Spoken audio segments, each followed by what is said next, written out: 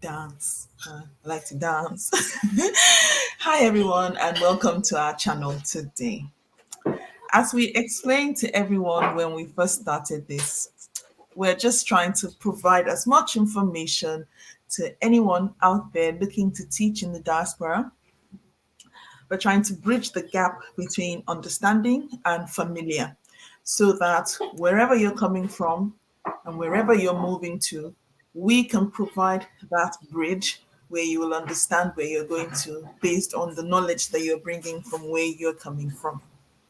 I'll let Omomi take over from here so that I can breathe. Because this topic is one of my favorite topics, but at the same time, we want to make sure we get it Wow. right.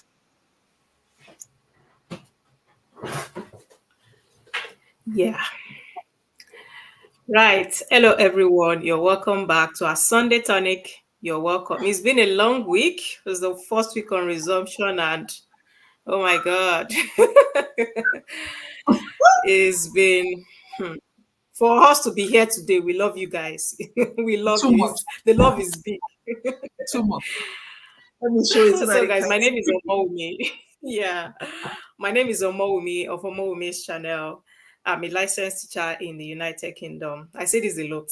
It's like I'm bragging. I'm not bragging anyway. Okay, for teaching, you have to be confident and draw that fine line between bragging and not bragging. You're bragging, but you're Yeah. not bragging, that kind of thing. So I also have a YouTube channel where I talk about teach abroad, life abroad. I throw in lifestyle vlogs every Sunday, and we do this live session every Sundays as well. So today we are going to be talking about something very important, especially for our ECT teachers. And for those coming in, and even if you are still in your country, you will need this. Yes, The lesson yes. planning is a big deal in teaching. It is very important. You will need it for your interview, for your micro teach, for Yes. your you Demo need it for teach, anything. everything.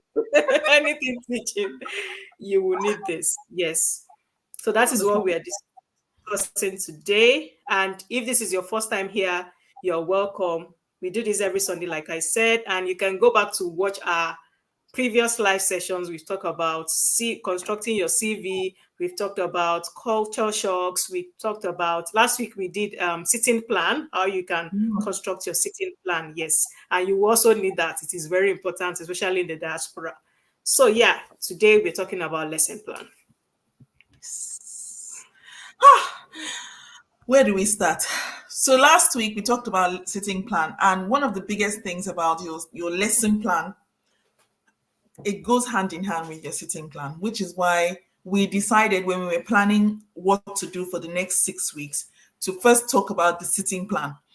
When we talked about the sitting plan last week, if I can bring up the slide, or I can bring it up later so that we don't drag this session too long.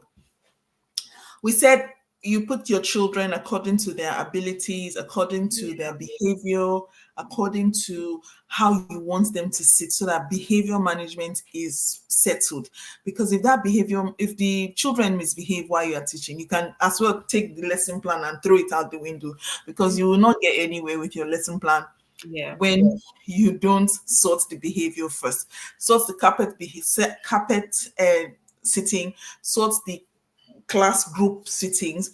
And I talked about my own way of putting my groups in such a way that the children sit according to their abilities. I put all the ones who are emerging or low ability, as some people will say, I put them all on one table, not for every subject, but that's mainly how I go about it. I put the ones who are in the middle, like middle ability. They can do a lot more than the lower group, but you need to push them, because those are the ones that we really concentrate. We don't want them to fall behind.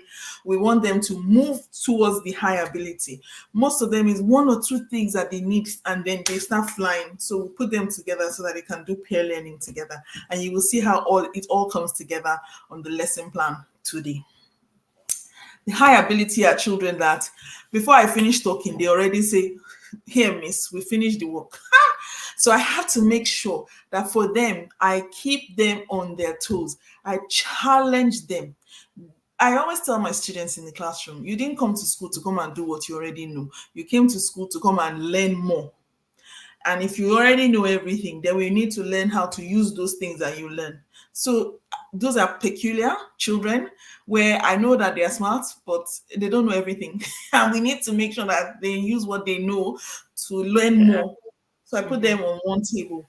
My special children, as you can remember from last week's live, Mommy talked about her SEN children, and I talked about my SEN children too. And we say we put them in strategic places so that they're not high ability, they're not low ability. Some of them are really high ability, but we can't put them on the high ability table because they'll disrupt that table and they won't learn and they won't let the other children learn. We can't put them on the low ability table because yes, they are smarter. They are sometimes smarter than the low ability children. They can do a lot more. In fact, those are the kind of children that will do their work and do the work of all the other children on the low ability table for them. And then in the end, those ones are not learning anything. Yeah. So you put them on a split-out table, and I like to call that table the SEN table. SEN, as in they're not disabled, they are not challenged in any way. They are just special children who we need to treat specially. Just like, I mean, Mommy, I don't know how, when you do your own lesson plan, you think of it like a recipe. I know we do lifestyle once in a while. I mean, I love your lifestyle. The one you dropped today, I've not watched it. The notification came up and I'm like, I need to watch this. I need to watch this.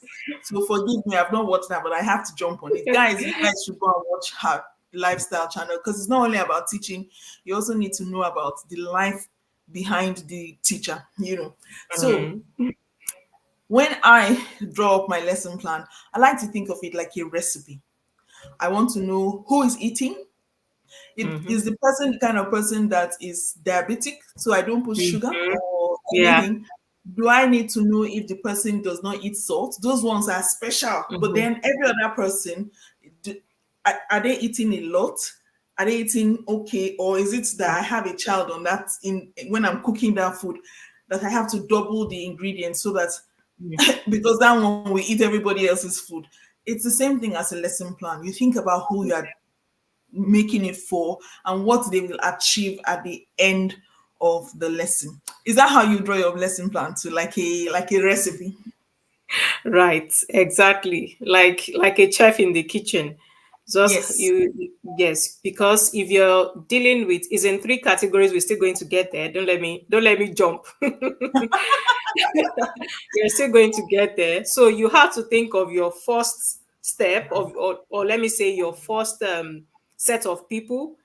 Yes. What am I going to add to their menu? It's probably just like Jay said, okay, I'm cooking for a pregnant woman. I must not put too much salt, too much seasoning, too much. For the second people, I'll be like, if I give them too much salt, it will cause problem.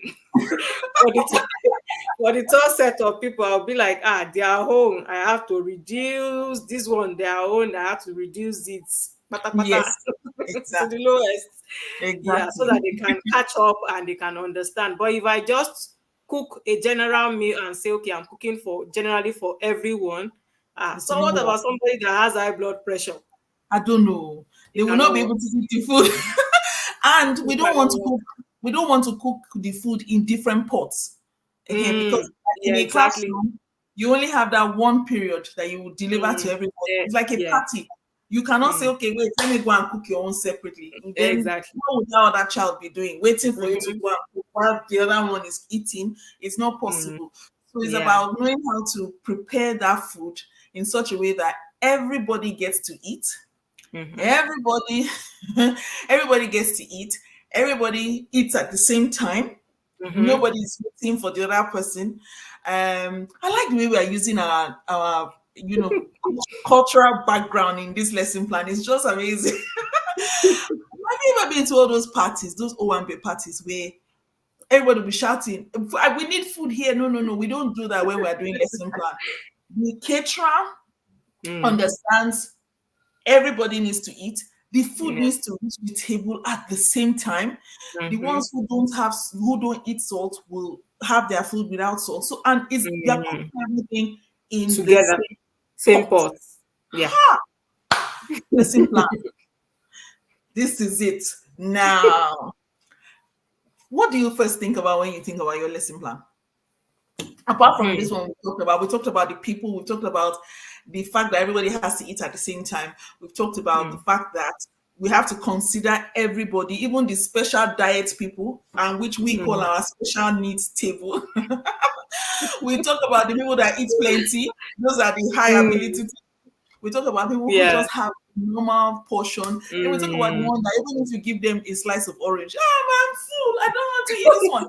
Those are the low ability ones because they cannot consume too much. You have to cut their food according to their size. What else do you think about? Because me, if I throw all my own here, what else do you think about when you think about lesson plan?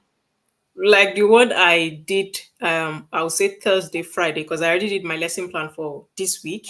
I trust you. Don't mind The one, after this.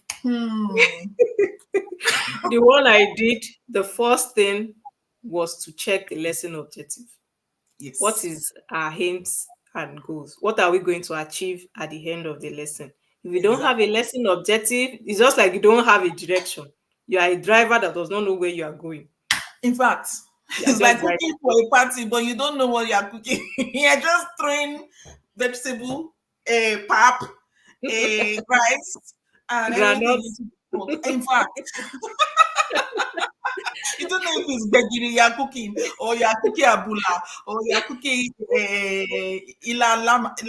what do you say? How did you say it? Or is it a way do your drink? You guys should be watching Mommy's lifestyle. I watch it and I'm sat there laughing because it's just you can see the teacher in her when she's recording all those videos. You can just see the teacher. I see it and I'm thinking, I can see how you write your lesson plan, and it just makes me laugh. It just tickles me, and that's what we need. We need the children to be entertained. We need them to be engaged. We need them to be carried along during the lesson. We don't need one child sitting there thinking, I already know this. If you do that, your lesson is not challenging enough. It has to reach everybody at different times of that lesson, or at the same time, all at the same time. Yeah. Okay, are we ready to show them a little bit more? Because you see, we've made them laugh now. We've engaged them. This is our hook. When you're drawing up your lesson plan, you must have a hook. You see, we've related it to something you know. We've talked about O1B.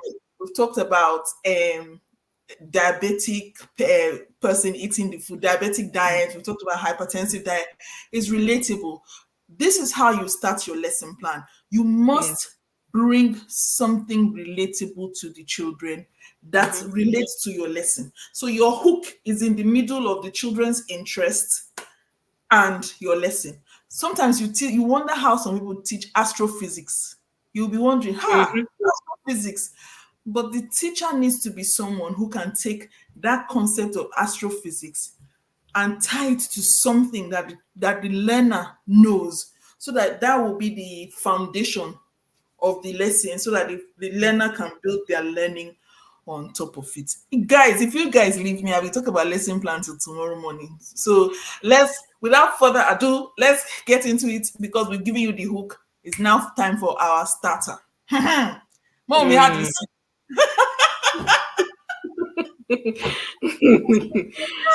It's now time for our starter. Right. I have this. Should I start with this? Right. Okay, I think we should start with what's going to be on the top, like the date. Some people might skip the dating part. Okay. The way I put all these slides, Lord have mercy. Lord help me. Help me. Help me, God. Okay, should we start from this or the one before? We'll start from here, and then we'll talk through it, and then we'll go through the slides, because the slides are quite. I jumped to lesson objective. I didn't even talk about. I talked about materials. I didn't put dates, so we'll put the dates. Thank you. You see, lesson plan woman. I'm so excited to talk about lesson plan that I forgot that my learners need to know from the beginning. And this is a good example of knowing that you have to go from you have to remember what the person knows. If I just jump to my lesson plan because I assume that everybody knows that a lesson plan should have dates, I've I've not delivered my lesson. You see, mommy Yeah. took me back to the beginning. She took me back to the part that remember the learner's level, remember their level. Whatever, even if they're in PhD class, you have to remember to start from a comfortable place and then take it up. I jumped the date. She reminded me that we have to have a date because she's remembering the prior knowledge of our viewers. So thank you very much, mommy. In fact, I need to see your lesson plan because if I show you mine, whoo, I've not even written it, by the way. Okay, so before you start the framework from the PowerPoint that I've presented, you have to start with a date. The reason why we put a date on a lesson plan is so that we know when the lesson plan was written. If I take a lesson plan from 1989 and I want to use it in a classroom of today, will I succeed? Probably not. And the reason why I will not succeed in teaching people something from a lesson plan that the date is 1989 is because education is organic. Everything is constantly changing. So we put a date to sort of put a timestamp on our lesson plan, just like you see an artwork in a museum. They put a date because the older the painting, the more valuable you expect it to be. Do you understand? But in lesson plan, we need it to be newer, to be fresh, to be up to date. We don't take old ideas and throw it on a lesson plan. It does not work. Children, when I went to school, things that they were teaching us, I think they taught us that Pluto was a planet. But then Pluto, if I now take a lesson plan from when Pluto was a planet and I'll use it now when Pluto is not a planet, the children too will be looking at me. And the Yeah. children are very, very, they Smart. are on top of things. They will tell you right there in the class. It's not like back home where the children will be quiet because they don't want to offend you. Here, the children will tell you right to your face, Miss, Pluto is no longer a planet. Or what That's wrong. Yeah, they will tell you that is wrong. What are you teaching us? That is wrong. And before you know, behavior management is out the window and you cannot hold them back. So we need to be on top of it. Write your date, write your time. In fact, I will show a good example here. Can you see? Can you see what I'm showing? I don't know. Let me see. Present. Share screen. Share screen.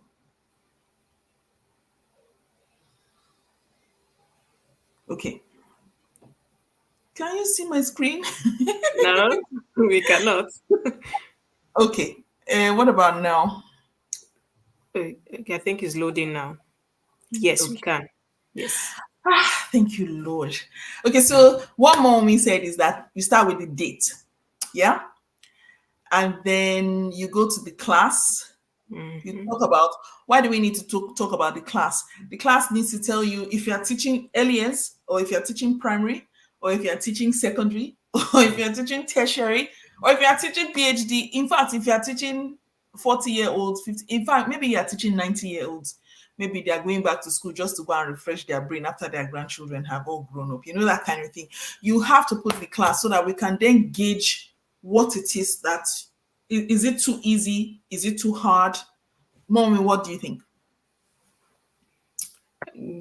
Yeah, you're right. With the lesson or with the lesson outcome? No, with the date and class. Yes. Excuse me. You need the date, like she said, Yeah. and the class. You have to you have to state if it's early years, like she said, if it's secondary, if it's primary, Yeah. if for me, I will even had if I'm teaching year 7 or year 8 or year 9 or 10, 11, so that Exactly. there won't be a mix up. Exactly. Yes. So it's going to be there. And for the lesson as well, you need to write if that is a physics lesson or is a Yes. biology lesson or is a chemistry lesson. No, we call it science here. We don't Yes. really differentiate. Yes. Or is a maths lesson. So you need to write the lesson, the class, and the date. It might be the date of the week. It might be the date starting that week. For me, I use the date starting that week because this is a plan and not my, and then probably on my PowerPoint, we're still going to talk about that in another live session, and then I can put the date of that particular day I'm going to teach the student. But here, depends on your school, I put the date starting the week on my lesson plan. Exactly. What do you do? I do that too, because I cannot be putting dates every day. Every day, exactly. Week starting from the 9th of September. Yes. So whoever picks that, if I don't finish teaching that lesson on that day, I will say it's starting on. Yes. I can still use it in the next lesson. For example, if I find out that the children enjoyed the lesson so much and we had to extend it because they were coming up with different ideas that I just felt, whoa, wow, okay, this is good. Let's go, that kind of thing. So I'm still using that lesson plan, but this time I'm extending it and I'm adding a few more things, that sort of thing. So the lesson plan is versatile. Here we have topic. And of course, we have to write the topic. Are we teaching math, or are we teaching English or science, like Momi said? And then the prior learning. The reason why, let's come back to this screen because we need to look at each other very well. The reason why we use prior learning for lesson plans is because you need to know what they know before you teach them what they don't know. Exactly. You want to teach them multiplication, for example, and they don't even know addition. It won't work. Yeah. The child needs to know addition before they can do multiplication. If you're teaching them division, you see me, math teacher, math is coming out of my brain like anything. So if you're teaching them division, you have to know they need to be secure in their subtraction, because division is repeated subtraction. And if you are doing long division, for example, you have to subtract at some point. So if that child doesn't know how to subtract, how will he know how to do the division that you're teaching? It will be something else. So the next thing here is these color-coded lines here. I'll leave that for you, Mommy. Because you know me, I get excited when I talk about those, and I will not finish talking today. I'll leave. I get so excited. So the next, the one with the beautiful colors is the lesson learning objectives or lesson outcome. For me, it depends on the school. Some schools use lesson or outcome, which is LO, and some schools use learning objectives. Yes, and my school uses WALT. WALT, yes. Yeah.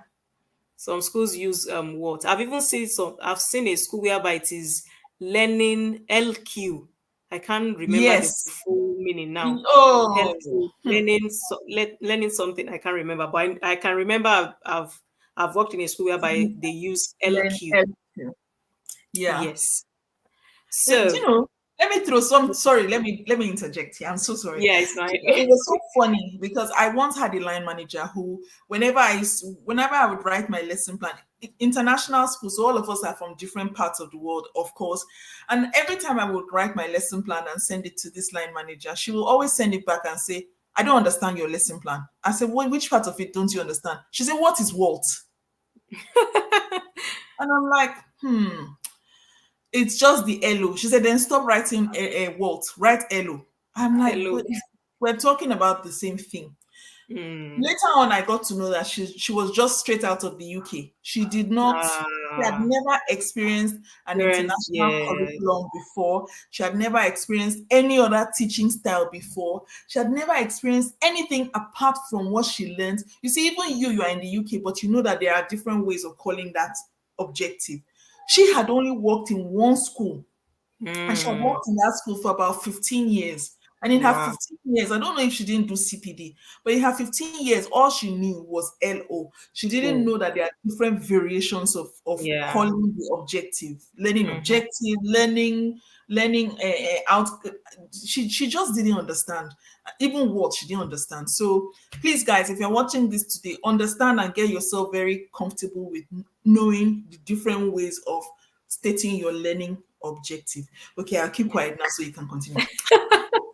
I get excited when I talk about that one. Right. So learning objective, and I would say this is like the main. That's why Jay Yes. said she's excited to talk about it.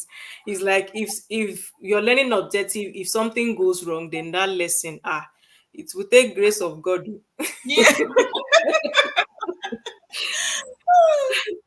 So yeah, your learning lesson outcome, learning objective, words, LQ, which is still the same. Then you have to think of these three important people. You can see they are in different colors. We have Colors. the one on the red, the one on the orange, and the Yeah. one in green. So you have to think of this amazing set of people. They are different kinds of people, they are not the same. So you have to think about these amazing people and how you're going to incorporate your learning objective. Now, learning objective is your your aim, your goal at the end of the lesson. Okay, at the end of this lesson, okay, I'm teaching punctuation. At the end of this lesson, what do I want my student to achieve? That is Yes. why I said it earlier that if you don't have a learning objective, learn Q, Thank words, you. then you are just driving. Even though you are using a navigator, you don't know where you are going. You don't know where you are going. And that lesson would, I don't know how that lesson would be. So you need, it is the most important for me Yeah. when you're planning your lesson. Right. So this amazing three people, like I said, they are different sets of people. And you have to plan this learning objective. It has to cater for these three. Yes. The one in red, the set of students in red, the set of students in orange, and the set of students in green. So your set of students in red, they might be depending on you. For me, the green is the higher ability. I don't know which one you use, Jay. The Yes. green is the higher The thing ability. is that they are ready to go to the next topic. They are good. Yes, They're good. They're going to the next topic. Like like traffic lights, green. You are ready yes. to go to Go, the go, next go, go, go. go, go, come on, go, go, go. those are the ones that if you just throw the topic down and just explain it just a little bit, they know it. They They will finish the exactly. whole lesson in 5 seconds. Then they will Yes, sit down and be disturbing the whole class. Thank God in yes, my lesson, my sitting plan, I put all of them on one table so that when they finish, I know what to give them next. So mm, for those ones, I plan extra for them. Not yes. worksheets, but I just try to give them, you finished what everybody else is doing. Mm, Fantastic. Sit down, have this one. Now think mm, about it. You're going to yes. build something with the idea that you have. Okay, I'll keep Mhm. quiet again because I really need to No, I love it. I love how you're coming in. So, and that's better so that we would flow. Exactly. So the green one, like Jay said, they had the higher ability. They are the they are the ones that if you are not if you don't stand well and you go to their class, they will shake your leg. Because as you're saying, as you're giving them types of punctuations, I'm using punctuations because you will know about that later. When yes, you're giving them types of punctuations, okay, starting from the okay, apostrophe is far. yes. Starting from full Full stop, comma. comma, which They will other give word you follows they will again? give you They will ellipses, they will tell give you you exclamation marks. Before brackets. you finish talking, they will give you like 10 more things, and They you're will like, tell you, they will keep raising their hand, Miss apostrophe. Or you'll be mhm. like, Debe, we have not reached Yeah, that. exactly. Slow What down, is slow what down. is happening? So Some people those have are not understood full stop yet. You understand apostrophe, that kind of thing. So for those exactly, children, you can't send them out of the classroom. You yeah. have to say, okay, fine. So you understand. Here's your task. Carry on with it. While you now stay with the others and still explain, and then the next, that kind of thing, that kind of class. I love those kind of classes, child. Those kind of children. When Yeah. I'm writing the lesson plan, I wake up in the middle of the night. No, no, no. Those children will I have to go and add extra. I have to add extra to the lesson plan. Okay. So those are the green ones. So we are giving this example so that you understand what we are talking about. So those are the green student, the one on the green higher ability. Before you say A, they already know J. So you have to prepare, just like Jay said, you have to prepare for them. Else they will finish everything in 5 minutes and then they will start disturbing the class. So you prepare extra for them. For students on the green, you can prepare more worksheets. Yes. That is why Jay has talked about some apps you can use. watch out. I might be talking about some apps you can also use whereby you can get all these worksheets. Yes. Prepare extra. Even if you're going for an interview and they tell you that you're going to be teaching higher ability, like, Ah, please prepare prepare extra for them. extra. Else, I'm, I'm talking from experience. Yes, you know me. Prepare extra for them because they will finish that worksheet before Before you say the anything. stipulated time. Yes, they will finish it, and when they finish, they will start disturbing because their higher ability, their brain needs to work, and if you don't give them work, they'll just be disturbing your class. Yes, they'll look for That's something for the brain to do. exactly. They will look for something for the brain to do. So they will just keep. They will start talking. They will start talking about this. Except you have probably something you want to engage them with Yes, talking, yes. because I do that at times whereby we talk about it. Might not even be, it might be our next lesson because some of them already know what you want to teach in the next lesson, Oh and yes. we start Oh, discussing oh about the yes. next lesson. They will give you examples. I can remember there was a class I taught in science. I taught them a particular topic in physics, and they were parallel circuits and the single circuit, and they were giving me examples of their home. They were telling me if I come to their house is running this, is running that. Yeah. Imagine, and they are year 7 students, not even year Some 10. children are so smart. I don't understand. But you can't move them forward. You can't say, because you know it, go to the Yeah, next class. No, you exactly. have to leave them in that class. Yeah, But it takes a good teacher to engage them. For yeah. me, what I like to do, I give them the worksheets that everybody has done so that I can say, okay, they've done the worksheet. Yes. Mm-hmm. Then I now give them extension work. Yes. And the extension work will be something that they will use their hands to do. So, in case we've talked about circuits, like Omomi said, for those who are not physics inclined, we science, math people. So, circuits is just basically when they join the battery and the bulb and the wires to make the bulb come light up. So, in that kind of case, when they finish the worksheets on circuits, I will give them the wire, the bulb, the battery, and I will even tell them, in fact, I'm taking away the battery. You guys have to think about and do some research on Mm. power sources that will make this bulb light. And then you will see them, they will be so happy. I'll say, I tried it yesterday, it didn't work. So you Mm. guys have to go and sit down. So that way they want to prove that this their teacher does not know anything. But Mm. I know that they are gainfully employed for the next 40 minutes while I deal with the orange and the red group. And now we're going to talk about the orange and red group, my favorite group. So we've talked about the one on the green, and you know who they are. Now we are going to the orange group. The orange group, they are the middle ability for me. They are the Yes. ones in the middle. So these ones is just like we call it in Nigeria, they are the average students. Or I would say we call it in some part of the world. Don't let me use Nigeria. I'm from Nigeria, so pardon me. They are the average students, Yes. in which they are in between higher ability and lower. They are not lower ability. They are in between. Yes. So these ones you have to. They can still, these ones their own. You know, when you are in the middle, you have to Yes. think. They are- Yes. exactly. Any These ones small, they if are special. you don't support them properly, they'll be in low ability. If you just give them a Exactly. little bit of attention, they can be in high Can be ability. And the exactly.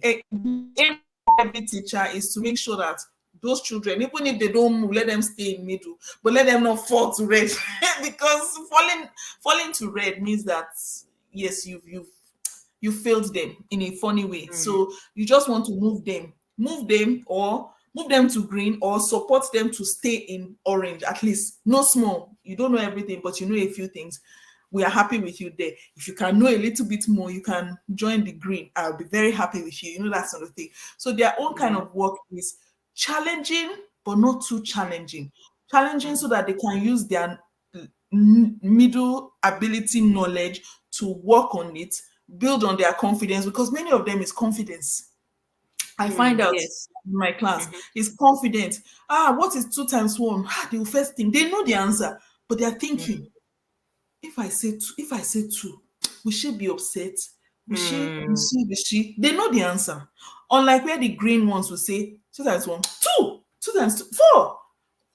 confidently. These ones will be thinking, is it? So the work you're going to give them will start from easy so that their confidence will say, I can do this. And then you now build on it so that they can then attempt to do more tedious work. Okay, I will do the red because mom is not here and I'm going to use the opportunity to talk about red. Red, the people in the red group are basically children who probably English is, let me not say English is not their first language. Probably these children came in halfway through the year, so they're still trying to understand where they are. So it will seem as if they don't understand what you're saying in the classroom. Or for one reason or the other, maybe there was a time they had a teacher who did not address their needs in the classroom. And because of that, they are missing some parts of their learning. And because of that, they cannot access higher level learning. Your job as the teacher is to provide work for these children so that they are still doing what everybody else is doing, but at a very simplified level in that same class. Everybody, the red, the green, the orange, everybody's doing the same thing, but they're doing it at different levels. Just like we talked about the children at the beginning, the people who were eating the food at the beginning. Some will only eat 2 spoons of rice and they are full. They cannot eat more because their tummies cannot take more. That's my red group. The ones that can eat normal average, what everybody else eats, but if you don't encourage them, they will not finish the food. That's the orange group. The ones that will eat the food, ask for more, and eat the whole pot. Those are the green group. So you have to continue. When you're cooking for the green group, for instance, let's use food as an example. When you're cooking for the green group, you have to make sure that you make extra food. You have to make sure you make extra food for them. If not, they will be shouting, I'm hungry. That's how they'll be disturbing. And the ones on the red, they can eat, but you have to do the food in such a way that it will be appealing to them. Maybe you have to cut the meat into little pieces, or else they will not eat. Or maybe you have to cook the rice very soft. In fact, this using rice as very soft is a good example, because you have to cut the objective, the topic, into the smallest, softest bits so that they can eat it. Then maybe if they like it, they will attempt to eat a little bit more, like what the orange people are eating. So that's basically my way of breaking down the groups. And we call all this that we've been talking about differentiation. Yes. When you work in the diaspora, one of the biggest things that they want you to prove is that you can differentiate, because there's no classroom in the diaspora that is only full of white children. There's no classroom in the diaspora that is only full of smart children. There's no classroom in the diaspora that is only full of Black children. There's no classroom that is homogeneous. That means everybody is the same. No. Just like our fingers are not equal, the children in the classroom are not equal, and we have to be able to plan for every one of them. This is the reason why Mommy said, if your objectives do not, if you don't handle that objective, you are not teaching. You are like a car with no engine. You are going nowhere. Now, when you've broken your lesson objectives into bite size, that you've prepared, okay, the red only small, but it's the same topic, but I will only give them small. So in the case of punctuation, for example, if I'm going to teach them about punctuation and I tell them put punctuation in these sentences, for them I will say, okay, maybe just comma and full stop, finish. I'm okay. If you can put comma, maybe I'll give them a sentence like, can you put punctuation in this sentence? If they put full stop at the end and they put comma somewhere, well, my darling, you're okay. For people like that, I will say those children, if they can put full stop and comma, they have met the objective. Because at the end of the day, we are doing punctuation. Comma and full stop, they are punctuation. Abi? So they've achieved their own objective. We are all doing punctuation, but for those people, their punctuation is a little bit small. We are cutting the meat into small pieces for them, so that next week we can teach them maybe exclamation mark. If we tell them to put exclamation mark from the beginning, they will not know where is the exclamation mark. Is the full stop? Is it part of the exclamation mark, or is it? You see, they will mistake full stop and exclamation mark, and we don't want that. We want them to do it just a little bit. For the orange group, Maybe in that kind of punctuation lesson, if they can put full stop, comma, and maybe question mark. So that means put a full stop, put a comma, put a question mark. If they can do that, and maybe an exclamation mark, we are all doing punctuation, and they've put that's I'm limiting them to that. If they can get that and they are secure in that, then I can move them to what the green group is doing. But notice something: the orange group is doing full stop, comma, question mark, and exclamation mark. So that means they are doing a little bit more than what the orange group, the red group is doing. If the red Yes. group is doing only full stop and comma, and I'm okay, I'm satisfied, well done, you've tried, my darling, put your book down. It will take them a whole lesson for them to take because they won't even know where to put the comma, and that's for them. It's like you're giving them astrophysics to solve, or you're giving them calculus to solve. But with the orange group, they are doing what the red group is doing, and they're adding question mark and exclamation mark. So everybody is still doing punctuation, but we are just extending the orange group. With the green group, you can tell them, okay, you are doing full stop, comma, question mark, exclamation mark, and speech marks. So that way they need to be able to understand where the full stop goes, where the comma goes, maybe Mhm. ask a question so that they can put a question mark and say something like, no, do you not hear me? You see, in that sentence alone, they have to put the speech mark around it. Do you not hear me? They have to put the exclamation mark behind the no.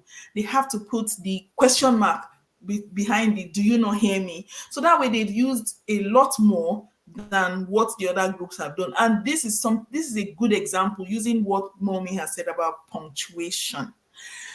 Whew. Then our next special group, the Yes. special group themselves, the SEN. Do you want to talk about SEN or should I go on and talk about SEN? Well, you can go on. You Okay. can go on. You can go on. So SEN. Some people say SEN and gifted and talented children are different. I don't think they're different. I think they are the same. Because gifted and talented just means that they're even faster than the green group. They might be really fast in maths and be very brilliant in maths, and before you say one two they finish the maths or physics, but give them question mark ellipses to write, they will be crying. So we cannot remove them from that class just because they know one subject or the other subject. We need to make them rounded. We need to make them complete children. So we leave them in the same classroom, one because of their age, two because of the fact that they don't know everything, they still have other things to learn, social skills, and all of that. So we leave them in the classroom and just provide work for them that will match their ability. Gifted and talented children could be children who are, uh, like I said, children who are really, really good. They are very smart. Like you will see, if the Imafidon family, one of the children, he was 9 years old and he was already in the university. So that kind of child is because he knows too much for his age, but the social side of things will not work. So imagine they put a child like one of the Imafidon children in my classroom. He knows too much, but his age is young. What will I do? I have to prepare for him. So he's a special child. Another set of special children are the special educational needs. That means like the child that Mommy talked about in her class last week's live. She's very smart, she knows everything, but she's just not able to sit down for more than 2 minutes. She can't sit down. She wants to help. She wants to jump here. She wants to go there. You can't shout, sit down, because we'll be killing her confidence. And if we already know, if you're on this group, you will know that confidence is one of the biggest things they want a teacher to have before you can work in the diaspora. So if they want the teacher to have confidence, surely they will want the children to have confidence too. So we don't kill children's confidence here. We try and negotiate with them, we talk to them, and we explain things to them without removing the fabric of their confidence from them. So these children are children who you have to have special consideration.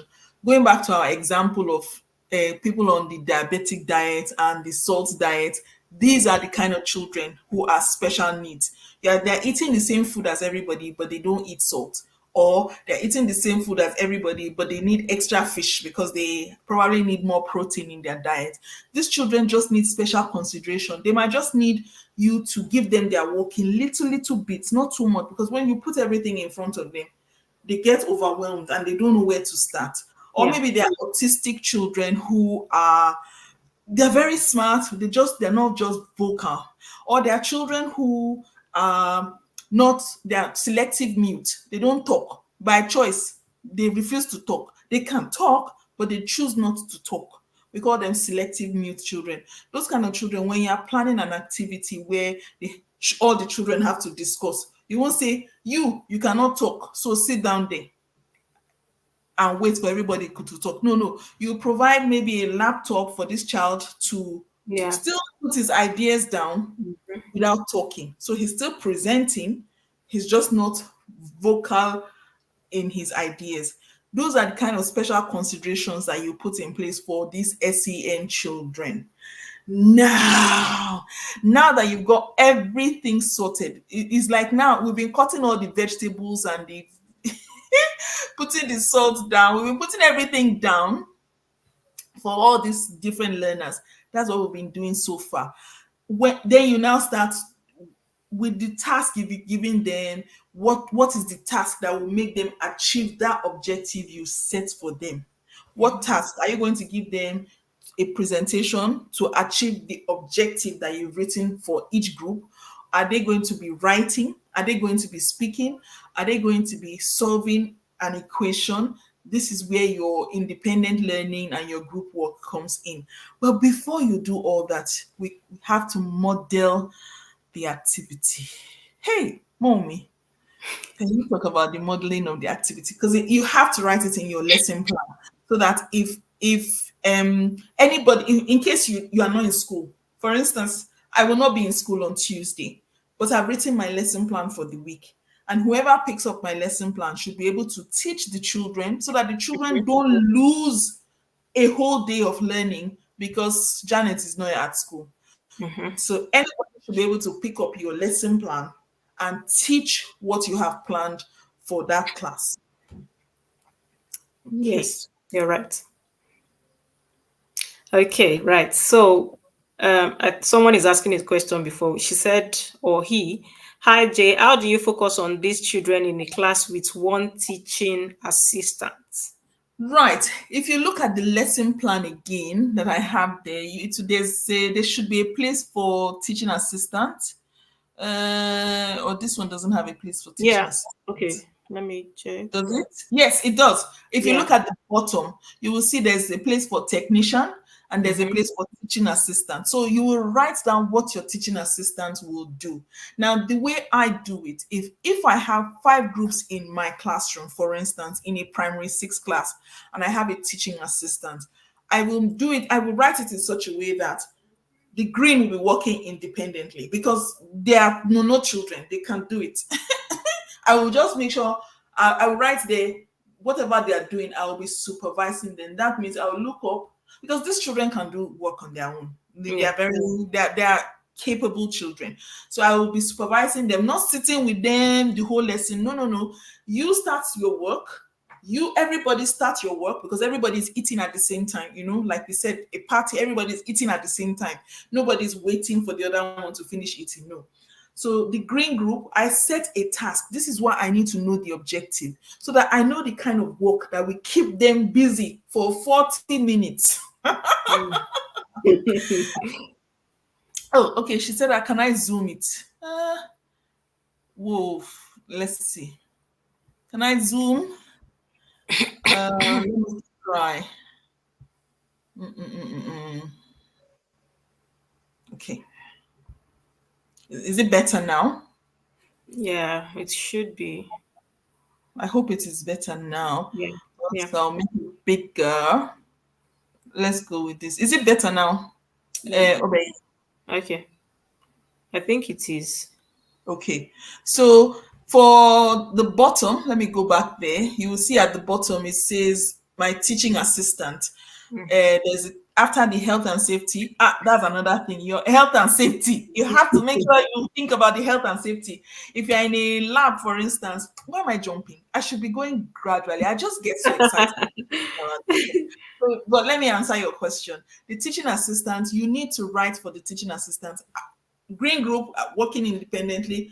I Yeah. will be watching over. I always like to watch over my SEN and my middle group, Mhm. because I do not want the middle group to regress. I don't want them to fall Yeah. into the red. Before. Yeah. So they are my responsibility. I never give my orange group. I never give my orange group to anybody, because that is always my target. I want to move them to the green, and I cannot entrust it to someone to do that job for me. I Mm. am the teacher, and on my head lies the responsibility of making sure the children achieve their outcomes. The green are doing fine. The red they need somebody to support them. So my teaching assistant will be supporting the red group. I cannot give my teaching assistant red group and SEN, because that's two Mm. really, really tasking groups. So Yeah. I will take the orange and the SEN group, because those are bigger jobs. I can't give it to my teaching assistant. I'm the qualified teacher, so I'm the one who went to training to teach children.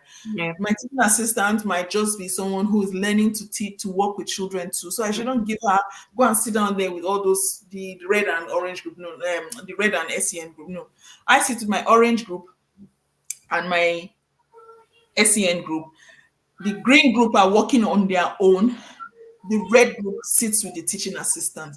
It's more manageable that way when you do it that way, because that way you can move between, and that comes back to the layout of the lesson, the layout of the class layout. If you've not watched that live, please go back and watch it from last week. I put the, Yes. the class, the children together, so that if they're sitting at one table, they're all four children at one table. If they're sitting on individual tables, but those four individual tables will be together. That's how I try to plan it, so that I can jump from one group. Okay, you guys are doing a fantastic job. Remember, I'm boosting their confidence. Wow, yes, that's it. Two times two, 2 times 1 is 2. See, try 2 times 2. Aha, you can do it. Fantastic. I'll be right back. Then I'll go to my SEN group, because those ones cannot do for more, they cannot sit on their own for more than 5 seconds. I will go there. You people are still here. Come on, come on, come on, let's do this. Yes, you can do it. I set them back on their task, because they are probably able children. They just need someone to keep telling them, oh yeah, yeah, get on the next one. Okay, okay, get on the next one, because they are very distracted, or maybe they have a language barrier or something. So I keep going back there, and I keep going back to my orange group. The TA sits permanently with the red group, but she too will be helping me supervise the green group, so that if they start misbehaving, have you guys finished? Okay, guys, get back to your work. Then she goes back to the red group. So both of us are watching the green group. I'm watching the orange and this SEN table. She's watching the red group. I hope that's explanatory enough. Obehi. I Okay. think so. Okay. And so we've talked about the SEM, we've talked about gifted and talented, we've talked about the Yeah. differentiation, because Yes. in the process of breaking your learning objective into the different colors, you've already differentiated your lesson. You've done Mhm. all the work. So now it's Yeah. to start writing. If we go with the punctuation example that Momi gave, she said, um, is a punctuation lesson. I know, so now I have to now go and look for a task or a worksheet that will Mhm. help them achieve that objective that I've set Yeah. for each group. So each Yes. group will have a different task, a Yes. different worksheet, a Mhm. different activity. Some Yes. people do it in such a way that they move the tables around. Okay, you do the red group, move to the next group, move to the next group. As they're moving around, everybody's touching everything and Mhm. everybody's doing everything. So that's a different kind of differentiation. But we're going with the basic differentiation that most schools use. Yes. Yes. So then you now set the task, and then the learning progression is when you are going around checking that. I like to do something. When I go to their table, I'll say, ah, well done. I can see what you're doing. Well done, well done. That's really good. What are we doing again today? We are learning how to use punctuation. What Mm. punctuation is your table supposed to use? Full stop and comma. So that the child that is absent-minded will Yes. remember, okay, it's full stop and comma we are doing today. I thought it was I thought it was because some children are so absent-minded. I thought it was like things that my Hmm. mother told me to eat that we're doing. But getting the children to recall their Yeah. learning objective sort of reinforces even you remember when you go to their table. I thought I told you to put question mark. Miss, you told us it's only full stop and comma we're doing. Oh yes, I forgot. Sorry. Your table is only doing, even though I really remember, I will throw it to them like that. So that it's a case of them correcting me, but it's a case of them reminding themselves. Then Yeah. I go to the green table and I tell them, so have you guys finished? Have you finished your research or have you finished your task? Those ones are, in Yoruba we say atawewe. Those ones are, those ones are atawewe. I'm saying it from experience because in my class, those ones they keep me on my toes. I dare not pronounce something wrong. They will correct me. Yeah. Miss, that's not how to say it. Miss, you're using a past tense instead of a past participle. Participle. Yeah. Okay, darlings, can you write it down? That thing, remind me again what you're doing. They will remind me. I'll say, are you sure? There's yes. Are you sure? I can't see it on your book. Then they will now show me. No, no, look at it. It's here. So that way, they are now showing me their work to show me that they are meeting the objective and everybody's happy. Then I will run back. I'll run back to my orange group and my SEN group. In all that we've said today, the learning style. One way will tell you about the learning style because I know hot on learning style. Okay. Are we on learning style now? Yes. Okay. So right, we have okay, we've talked about your objectives. Yes. Now going to your learning style.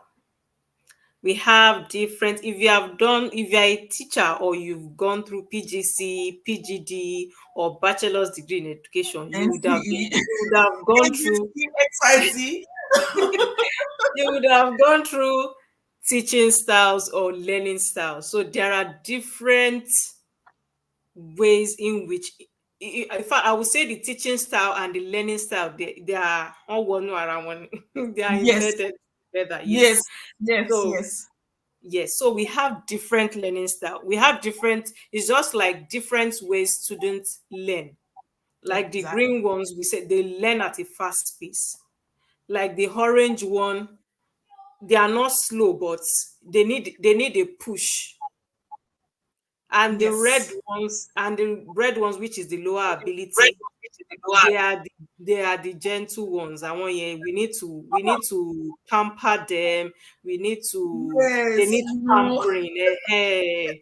So those ones. So you should know that with these three, you need different teaching styles for them. With these three, you need different. You cannot teach them with just one Only group. In one which PowerPoint. It's exactly no one.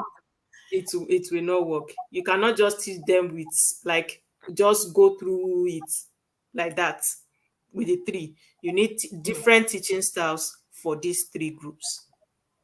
Because the lower ones, you need to be so for my lower ability, because I am in with the highest with the much more Older bigger children. students, older students. Thank you for that word. Older students. Even we have I in my class, so I don't know if other teachers do it, but we have timeouts. They are not leaving the class so that they will not just be wandering around the school. But because Yes. when you give them too much, they get burnt out. Yes. They will They will just shut down. they will shut down. They will just shut down. You will not even be able to achieve anything. But we do a bit of timeout. Okay, it's timeout, 5 minutes timeout. They will be so happy. There was a time I don't know how they did that timetable. They gave me 2 hours with my science students. How? Ah, How? how did To you teach cope? them science for 2 hours. I was like, They'll be no asleep. problem, no They would problem. they cry? In I, primary, will- they'll be crying. I was like, no problem. I will not complain. But for me, I know I am going to revamp my teaching style. So we have immediately the 1 hour is, even they know at some point they knew I was going to give them break. Immediately the 1 hour is done, the first 1 hour is done. They already know, they will just say, Miss, 5 minutes break. I will say, it's my pleasure. And they will do whatever they like. Some will say, okay, they want to go to the toilet, though you cannot go because we are still in less. It's not a lunch break, or so they will go like in one after the other, because you can't just release all of them at once. Yeah. Some will still be in the classroom, will catch up, will gist, some will tell me about what happened during the week, blah, blah, blah, and all that. And then after 5 minutes, we'll be like, okay, let's come back now, let's go back to they will be happy to go back. Yes, but if you just take them to stretch and yes, but if you just take them all through, they will just, at some point, you will see them, they will be like this. So put your head on the table. As in, you will be talking to yourself. I will be doing this here. Okay. So that is where learning style comes in, and teaching style. Yes. So you have to incorporate. We have, I can see here, we have active learning. Those are for the green ability. They are ready. They are eager to learn. So even if you are taking them through that 2 hours, their brain is ready to keep working. Let's go. They want to show you. It's because they want to show you that they know more than you. Yes. So those are the active learning. We have several examples as well. So you have to use different learning styles for these 3 sets of students. You cannot use one, and you have to also use different teaching styles for them. Yeah. My favorite teaching style is the kinesthetic teaching style, where I will talk, you will do. I will talk, you will do. Okay. Now get up, move, talk to your friends, tell them what you've learned. So that way, the ones that have done are now listening, and they can see, everybody, the class is bubbling. That's why my class they can make noise. My class is always so noisy, because I think it's because of my personality. I have that drama personality. So the children absorb the drama. And because of that, they just jump into things. And so when I have an observation, I don't tell them that there's an observation going to happen. If I tell them, they will not be unnecessarily quiet. Yes. And that is when the person observing me will say, did she warn these children? Did she threaten them? So I just let them be themselves, so that I can just say, okay, guys, calm down. Let's show the visitor what we can do. So that way their attention is diverted to that. It's going to show you, that sort of thing. Sit down, show the observer what you can do. I've told them that you guys are awesome children. So that way they're channeling their, if not, they will be jump. Sometimes I roll on the floor with them. I think there was one time we're doing a force of inertia, and force of inertia is the force that forces you to stop even when you want to keep rolling. So that's why when you're walking, it's force of inertia that helps you to stop. If not, you will continue going. You continue walking. Yeah. So I got everybody on the floor. Thank God we have carpets in the class. I said, okay, start rolling. But when they roll and they get to where their elbow is, it sort of makes them stop, and they have to put more force to move further. But they understood the lesson, but it was such a rowdy class. What I'm trying to say here is that we use our whole bodies to do the starter or the activity in that lesson. So, and I had to write it there so that in case I was not at school, the person that will come and teach my lesson will look at it and say, no, I don't think I will do this. I will do something else. That sort of thing. Or is this woman mad? Why is she writing that? That sort of thing. Okay. Let's see. I think we've covered a lot today. I'm very happy, actually. Assessment, self-assessment, peer assessment, teacher assessment. I like to do something in my class, just like I've said just now. I say, I do, you do. I think, sorry, Jay, I'm taking you back to learning style. Oh, okay. Because I think is also deep and like the learning objective. Yes, it is. I think, yes. So I would like to add that when you're thinking about your learning style, you have to think of, Jay has talked about our own, the kinesthetics. You have to think about auditory. Yes. You have So to they have think about the logic aspects yes, and the visual.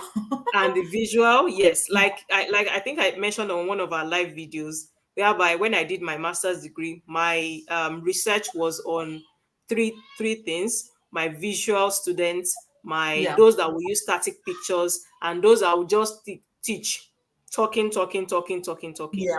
And then I did a research on that which of these groups is going to learn more. So now with that research, what I do is in my lesson plan, I try to input visual. I Yes. try to include static pictures. They will see Yes. pictures, even though I deal with older ones. Even as old as I am, if you're teaching me with static pictures with visuals, it will stick more than you just staying in front of me and talk for 40 I'm minutes. I'll talking be like, what are because you you are. talking about? This is why I said this is more Miss chap. This is more Miss area that we have come to. Mine is the differentiation. You like learning stuff because I remember when we had that chat and you said that was what you did for your masters. I was just like, Yes. yay! Because you know, my sister, for example, I remember when she was at the university. She will go there. She won't go there with a book. She will just sit down there and listen. That's all. She just has to be there to listen. And once she listens, she's an auditory learner. If you Mm, are talking, she will not. She if the lecturer is talking and she removes her and she sort of something happens to her ear and she closes her ear, even if he's showing all the flip charts in the world, she will struggle because she mm, needs to hear it.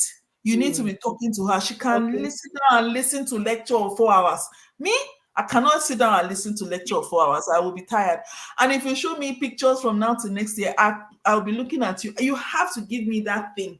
So if you're telling me this is an onion, thank you. Can I touch it with my hand so that I can see what the onion is? That sort of thing. Those are kinesthetic learners, and most children are kinesthetic. As they Yes. start to grow, then they start to develop their distinct learning style. But Yes. most children are kinesthetic. Me, Agbalagba, I'm a kinesthetic learner. We know, like I, do you know how many times I watch Food Channel and I will listen to the person talking about how to prepare the meal? Like your videos, that ila alasa alas. Say it again, please. You see, Ila Lasepo. alasipo. You see, I'm not an auditory learner. Mm, I have to listen to you. I have to see what you are doing. But mhm. if you don't give me that thing to try it with my hand, I will And forget. yes, I yes, will yes, forget. I will yes, not. So in a classroom, you have to remember that every time you teach the children, you should show pictures, you should yes. talk about it and explain it, and you should Mhm. give them a chance to do it with their hands.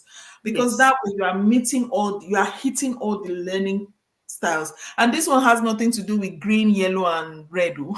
Hmm. Green, Yeah. orange, no. Green, red, orange, and red is something else. This is another thing, and it all comes together to form this whole thing. Okay, learning style. I love listening to you talk about learning style. So just let me give you a chance to still talk. No, I'm actually done with learning style. I think with the examples we've given on learning style, they should our viewers should be able to understand what learning style is. So you just have to include some of these things in your lesson plan, because I've seen your lesson plan can't be boring. No, it has to be interesting. It has to be like my husband is also an educationist, but not practicing now. He will say Yeah. that you have to show me. I give him my lesson plan to check, especially my PowerPoint. If he's not Yes. interested, he will tell me that It's I'm not. okay. Go on, Poppy. Start It's not again. interesting. It's not captivating. But Yeah. in fact, it helps me with some pictures I include in my lesson plan, because when Yeah. you include those pictures and they see the, oh, okay, what's happening here, especially Yeah. for the students that are that they want to know what is really happening, and you have to Yeah. captivate their attention from the start of your lesson by showing. Yes. Probably you're talking, you want to teach them. For my starter, I use a picture in which I love. In fact, that is that picture that I'm using this week. A picture Yes. of a lady that is thinking, holding a teacup. because your starter, they have to think about it, about the Yes, lesson. That is your I love starter. that. Someone I said, love can you throw a little more light on starter? Yes. Obey, that's what I'm saying. So I put the picture, and when they see that picture, they'll be like, okay, what's going on? Are we thinking? Yes, you think is a starter. You have to think about it. So you yes. just have to make your um, lesson plan and your PowerPoint interesting, your learning style. Just try and make it interesting for your learners. Interesting. Yeah. So our a good example of a starter is how we started with jollof rice. We're cooking jollof rice for a group of people at a party. It's our hook, but it was also our starter to get you thinking about people at a party. Some people eat a lot of food, so you have to remember that if you are cooking 2 cups of rice, you better cook 10 cups of rice because those people will eat five. So those those people are there. Then there are some people that will come to that same party. They have high blood pressure. You have to remember they will eat the same jollof rice, but you have to cook it in such a way that you're cooking everything in one pot, but the people that don't eat salt can still eat. So maybe you cook it without salt, then you give people who are going to who can eat salt, you give them extra salt to sprinkle on top, or you remove their own food before you finish cooking so that the ones that then you can finish cooking it. Yes, you use starter for every, even PhD, you use a starter. Even especially EYFS, they need a starter. It could be a ball rolling, and you want to teach them open and close. Will you just start talking? You go to a door and say, open, close. Then you laugh. Can you see it? Yes, because you're teaching them opposites. You could teach, okay, everybody sit down, everybody stand up. Wow. Sit, stand. And they're using their whole body so that when you tell them tomorrow, you see those things that you're doing, that's opposite. Up, down, open, close. Because they've used their bodies and because your starter hooked them, it will be easy for them to now come up with their own ideas and say, oh, and then they do this, and they will tell you, yes, it's the opposite of it. And you've taught your lesson. Because if your lesson is opposite, you've delivered it in the easiest ways possible. So that when you then give them the task to go and do, maybe you say sort the opposite. It's easy. Your starter hooked them. Your starter, your main activity hooked them from the beginning. Okay. Should we take a few questions because it's already an hour long, and we can always finish this at another time. So if you have any questions, please just drop them in. I'm going to read the ones that I can see here, and I will try and put it on the board, on the screen, so that the first one, hi Jay, how do you focus on all these children? Okay, we've answered that. Can you zoom it? Yes, we've answered that. Um, can you share, if you don't mind, can you share an already made lesson plan? Yes, we can do that. That's not a hard thing to do. It's just that you have to remember that you go back to this explanation, because I might share a lesson plan on science or maths because I'm a maths teacher. And if you're not maths inclined, you have to remember what we are saying today, then so that when you look at that lesson plan, it makes a lot more sense. But if not, it will look like jargon to you. Someone said here, good evening and thank you for these wonderful sacrifices. Please, I have an interview for level 3 TA. Oh, wow, well done. That's really good. Level 3 TA is a good one. You can teach. They will require you to teach because level 3 and HLTA, you're doing similar job. You're not a teacher, but there are times when you will be allowed to teach in a classroom. Well done. For year 4, that's my favorite class in Key Stage 2. I was asked to prepare a reading book for the class for 30 minutes. How do I do it? You have to make sure to incorporate all the learning styles. That means if you are reading a book to them, you have to make sure the children can access the story. They can, so make sure you get a big storybook so that you can hit the visual learners. The visual learners will be able to see your storybook, and you'll be able, oh, sorry, the visual learners will be able to see, and some of the children will be able to follow because they can read in year 4. So grab a big story, a big book. The interviewers will see that you are thinking of the visual learners. When you are following, stop at read a little, stop, and ask questions. It means you are checking for understanding. When if there's any action in the story that you are reading, tell them to act it out. So, for instance, I'll go with Goldilocks and the Three Bears. Although that's not a year four book, but let's everybody knows Goldilocks and the Three Bears. So you say, someone's been eating my porridge. Can you all say, So what you're trying to do is you will now tell them every time they hear or every time Goldilocks or anytime you choose a character in the book or maybe something, you say, can you repeat after me? So every time you get to that particular part in the book where that comes up, the children will say some of them will be listening to the story and waiting for you to get to that so they are part of the story, and it means that they are listening to everything you are saying because they want to get to that part where they have to say if you are going with Seaside Pirates, I don't know, I'm naming books because I'm a year four teacher. Seaside Pirates, there's a part where it says a pirate's life for me. It talks and talks and talks and gets to the point where it says a pirate's life for me. I like that book because it's really big. It's like an A2. If you know A2, not A3, A2. So it's like putting two A3 papers together. That's how big the book is. And they can see, and it's filled with pictures so that the visual learners can see and make inferences. The ESL children who cannot speak English, they can see the story, they can listen to your voice, and they can follow with the story. When you're reading the story, every time it gets to the part where someone is talking, make sure you change your voice. So you could be reading the story. One day, Grandma and Little Red Riding Hood walked into the forest, and she was going to deliver food to Grandma. And then the wolf said, "Ho, ho, ho, where are you going, you little girl? And why do you have that basket?" So that way, even if a child wasn't paying attention, when it gets to that point that your voice changes, he will turn and look and say, who's that? And then listen to, and if Goldilocks is talking, so if the wolf has said, ho, ho, ho, where are you going? Then Goldilocks will say, oh my goodness, I don't know where I'm going. I'm going to my grandmother's house. Then your normal voice will go back to the story. So you are giving it inflection, and it's just 30 minutes. You'll be fine. Make sure you ask questions.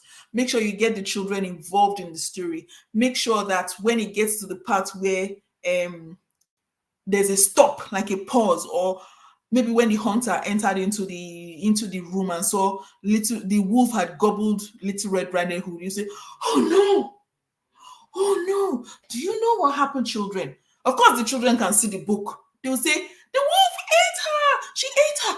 Shh, don't let the wolf hear. He might come and eat us too.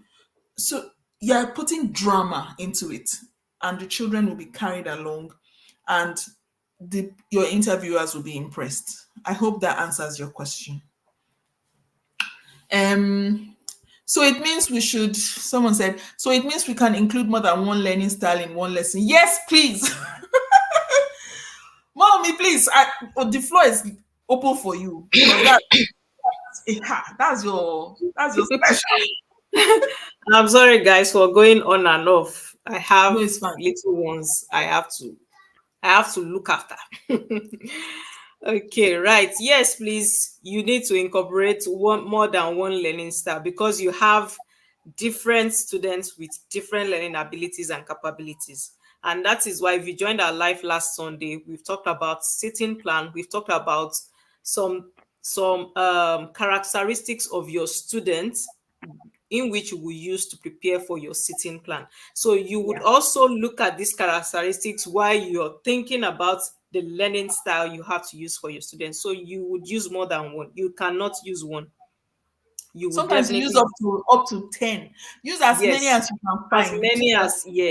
As many as for me, it comes naturally. So in the classroom, I'll just switch. I can switch to playway method. I can switch to this. I can switch to that. I can switch. So I just keep switching to suit. That is why you have to be conversant with your environment, because your previous lesson might not, it's just like teaching in the diaspora or teaching generally. I would say you would not have this is a term used with SEN students, and in a care home, whereby they will say no 2 days is the same. Yes. It's just it's just the same as teaching. So you can't judge your current lesson with your previous lesson. No. So At all. depending At on the all. atmosphere of your classroom, that is the learning style you have to incorporate while you're planning on lesson, or even while you're teaching. If you're saying that this lesson style I'm using at this moment is not working, these students they are Switch getting it bored. up. Switch. Pa, pa, pa. Just switch it up. Get them to Just use switch their it body. off. If you are Yes. talking, and they are looking like, oh, especially those kind of lessons that are after break, when they eat in their stomach is full Or the and it's last hot. lesson of the day. Hey, I hate those lessons. Imagine they told me to teach ICT in the last lesson. I was like, huh? Then there was a time I had maths last lesson. I had to be very, very creative. I made sure none of my lessons were inside the classroom. If we are doing a perimeter, we are going to the football field to go and do perimeter. We'll measure perimeter. We'll measure the perimeter of the tennis court. I will give them tape rule. Everybody's measuring. I'll pair them up. So that way we are still doing the perimeter, but we're using our bodies. We're being Yeah. kinesthetic. So the math lesson was not. In fact, they loved the math lesson in the end because they were always looking forward to it. They know this teacher does not want to stay in the classroom for In this the lesson. classroom, This yes. is our chance to go outside. But they know they will go outside. They will not play. They are playing, but they are working, so they will remember that sort of thing. Yes. Okay. And he said, throw a little more light on starter. We've done that. Do you use starter for EYFS2? Yes, please. Oluyemi Adusi. Okay, the one for the year 4 reading. Yes. She said, okay, sis. Hey, hi, mommy. Long time. Hey. I'm answering for mommy. Hello. Drama person. I am such a drama person. I don't understand. God save me, please. I'm like the children I teach. Okay, I'll let Omomi answer. Okay, she has answered. Hi, blessing. Yes, sis. Thank you so much. Okay. The rest of it is quite easy. Self-assessment Yes. basically is when you tell the children to assess themselves. Self-assessment could be, do you understand? Yes, I understand. Don't listen to them. Thumbs up if you understand. Thumbs in the middle if you are not sure. Thumbs down if you think, I want miss. Say this again because everything you've been saying since morning has entered one ear and flown out of the other ear. So I sort of tell them thumbs up, thumbs in the middle, thumbs down. But I teach primary. I'm sure Mommy will have her own way of assessing if they are doing that's just tell me if you understand. That's a self-assessment. Yes, we use mini whiteboards for secondary. You can use your mini whiteboard whereby you can ask them, okay, we're still on punctuation, the example we've been using. Okay, show me the logo for full stop. So they'll put it on their whiteboard and they will show it up to you. Yes, Yeah. and then you will see the student that got it while showing to you while you're at the front, and those that probably put a comma for a full stop, then oh, okay, someone is at the back that doesn't get that, and then you would know that with that way you've self-assessed your students. Exactly. Then peer assessment. Basically, you are telling them, okay, swap your books. Yeah. Swap your books and mark your friend's book. Not your friend. Mark the next. Please don't let them mark their friends' books. They will mark it wrong. And when Ofsted comes to your classroom, they will say you did not teach them properly because something is wrong and you've marked it correct. Maybe and don't always use the same pattern. I could take, okay, everybody on the red group, give your books to everybody on the green group. Yeah. And everybody on the green group, give your books to everyone on the orange group. People on the orange table, give your books to the people on the SEN group, that sort of thing. And the next lesson, I won't do it that way. One of the ways of also making sure the children understand is if they can mark someone else's work, it means they understand a little bit more.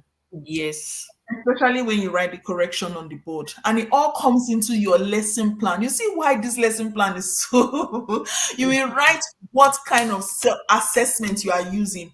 So I try to use all of it. Yeah. I will do self-assessment, I will do peer assessment, then I will go around. You know, when you go around and you look at what they are doing and you give them a good tick, or you give them a stamp, and it will boost their confidence. Maybe Yeah. they've done, maybe you're giving them 8 things to do and they've done 2 things, and then you give them a stamp for number 1 and 2. That's fantastic. You've done a great job. Now Yeah. continue. So Yeah. that way, if the inspectors come into the class, they can see that the children have self-assessed themselves, the peers have self-assessed their fellow students, and you have put your stamp there. So that means 3 forms of assessment has happened in the class that day. And I try to do this not every week. Then one day of the week, I sit down and go through all the books and see that, okay, yes, I've seen this, and I'll mark each work that they've done for me that week. Teacher assessment, we've talked about it. I'm seeing here literacy. Let me go to the main page. Literacy. This part of it, because of people who do cross-curricular learning. Cross-curricular learning means that if we are learning about Mungo Park in history, in geography, we should be looking at the places that Mungo Park went to. So that it's not only history and close your book and throw it away. In English, are we writing stories about Mungo Park's travels? Yeah. In maths, we're measuring the distance that Mungo Park covered. You try and find parts of your lesson that overlaps into the other lesson. In this way, they want you to find the part of your literacy that overlaps into this lesson that you are teaching. So if you are doing Pythagoras theorem, for example, you can tell them to write what Pythagoras theorem is as part of your tasks.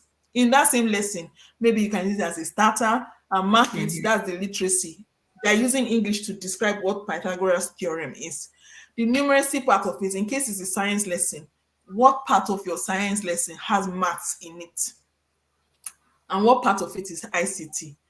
By the way, Mommy, how much of the lessons we do in the diaspora has ICT? All.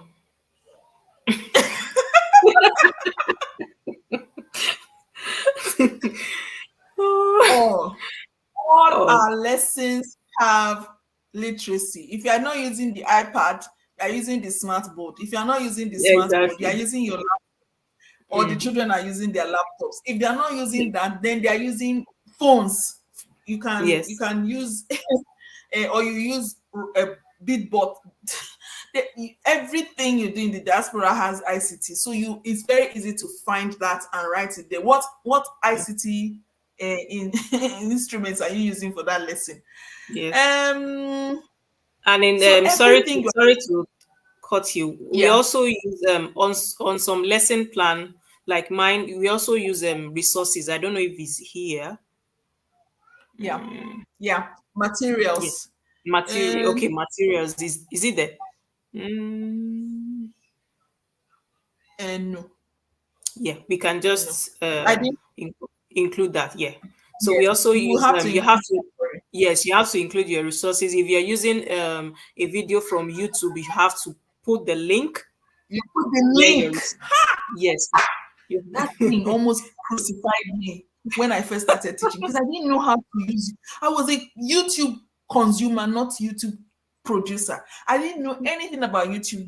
There's a way you copy the link. Sometimes you even have to download the link, remove the parts that have bad words, or blip it out, and then put it on your flash drive and project it on the board so that the children can see it in a clean version. Yes, and please, if you're using a YouTube video, please watch. For me, I watch all the videos before. I don't just type in on YouTube and then you see something that is related to your topic and then you just copy link and dump it there. Please watch before you. It's not that when you're not showing it to the students, you now see that this one is not supposed to be there. Yes, so, and if it happens that it happens that something mistakenly entered that you did not remove, please just quickly report yourself. Report Yes, yourself, yes, because those children will report you, what and you, because you did yes, not report, those reports we say you write a report yes, quickly. They call it cause for concern form. Write yes. it, submit it. It's better you report yourself than they report you, Self because than, the way they will yes, change, yes, the narrative. Hey, yes. Even Yoruba will if you say the have done person that talks. something wrong and your teaching assistant Exactly. is there, report yourself. Don't let your teaching assistant go and report you. Even in Yeah. international school, I know amebo culture is not in international school, but if you do something like that, please report yourself Yeah. before they report you, because you can control the narrative. If they Yeah. go and talk, the way the parents will phone back into the school, they will even put pepper and salt, as we say in Nigeria. Okay. Yeah. So put And your resources. Yeah. yeah. So basically, the rest of the lesson plan has been, because we've talked about the activity, we've talked about Yeah. your activities have to tie into your objectives that you wrote. Yeah. The health and safety, we've talked about how, if for instance, if you're in an EYFS classroom and you want to use all those cubes for them to count, those little Mm. counting cubes, you have to remember that they might swallow it and it might be a Follow. choking hazard. Yes. So you write Yes. it there that this could be a choking hazard. TA is going to sit with them when they are doing this activity. Yes. Or you explain to the children, for example, you are doing a baking lesson where you want to see a rise and fall in yeast production. That was a year 6 topic that we did. So you put it there that the oven is going to be hot, and your health and safety awareness is that you are going to make sure the children have a little talk about the health implications of the activity, and they Yeah. must wear their gloves, their aprons, blah blah blah blah blah. Yes. Or it could be Yes. something as easy as they have to put their aprons on before they do the Yes. experiment, so that their uniforms will not get dirty. Because some moms, they want their children to go to school like baby dolls and come home as baby dolls. How is that possible when you have activity at school? That kind of things. But you Yeah. have to cover that as well, so that you cover your Yes. back. Your Yes. technician, if you have a technician for that lesson, you write what your technician is doing, you write what your Yes. teaching assistant is doing, and your Mm-hmm. lesson plan has come to an end. Then you now go and teach it, because now what you've done is you've written a document, you've written all the steps of the dance. You know all those TikTok dance that they will tell you. There's this latest one, the Deadpool one. Baby, bye, bye, bye. I was trying to follow it today. You put, you do three, come down, then you go, and then you go. Okay. Yeah. TikTok planned it all out as you do each step. So Mm. your lesson plan is your different steps that you would take, like a dance in your classroom. You have Yeah. already planned it. Everything will happen the way it is. It doesn't ever happen the way you planned it to. Mm. Let's be honest with you. You will plan it from now to next year. One child will disrupt the whole lesson plan. But That's at true. least because you have a plan, you can Plan. always go Yes. back to it and say, Yes. okay, thank you very much. That was a very funny episode. Can we now go back to, Back because to you have your yes. plan, the child has not Yes. hijacked your lesson. So Yes. yeah. Question. Thanks for answering my question. Is it true that is true that eh? It's true that is Oyin. Please, we really missed her. Don't worry. I'm sure she's watching. She's still here with us. She's just not able to Yes. attend on a Sunday. The time is not convenient for her. If we change Yeah. the time, maybe we'll be able to cajole her to come back. But it's not a convenient time for her. You see, even mom is getting Yes. up every 2 seconds to go and sort her children. I'm the only one with 22-year-old and 17-year-old. So I don't get up. In fact, they've entered, they've helped themselves, and they've gone out. So yeah, but it's not convenient for Oyin. When it becomes convenient for her, she would definitely return, because she loves teaching as much as we do. Okay, another question. Oyin. Hey, where's Oyin? Okay, this is true. Please, where is Oyin? We have really missed that. We've missed that too. We are still begging her every day, but we have to be understanding. Yes. We don't want to cause asunder. You know, Mhm. Yes. her husband has been very, very, very, very supportive, but we too, we have to use our brain to Yes. understand that everything is a rhythm. So she's still supporting us from the back. She prepares a lot of things with us and all of that. So yeah, we are still together. Okay. Any other thing we want to add to it? Nah. Because we've given them overtime today. 34 minutes overtime. Too much. But we decided to break it all down so that even Yes, if they because don't, lesson plan is very yeah, important. yeah. Sitting plan, lesson plan. Next week, ha! You guys should Mhm. stay tuned to what we have next week. It's a follow on from this. Exactly. Is what you will do next Yes, after lesson plan. yes. And it's very important because if you Yeah. don't do that, you can throw this lesson plan in the bin. Thank you so much, everyone, for staying with us to this point. We have talked. I've finished my juice. I keep bending my head to drink my juice, and I've finished the juice. My whole mouth is dry. It's like sandpaper, but I've enjoyed every second of it because I've talked about differentiation because that's my passion. Mm. And SEN and GNT. Mommy has talked about her passion, the learning styles, because all this differentiation will not happen if the learning styles are not put in place. So Yeah. thank you so much for giving us the opportunity. We are humbled and we are happy, and we shall see you next week. Bye, Bye. guys.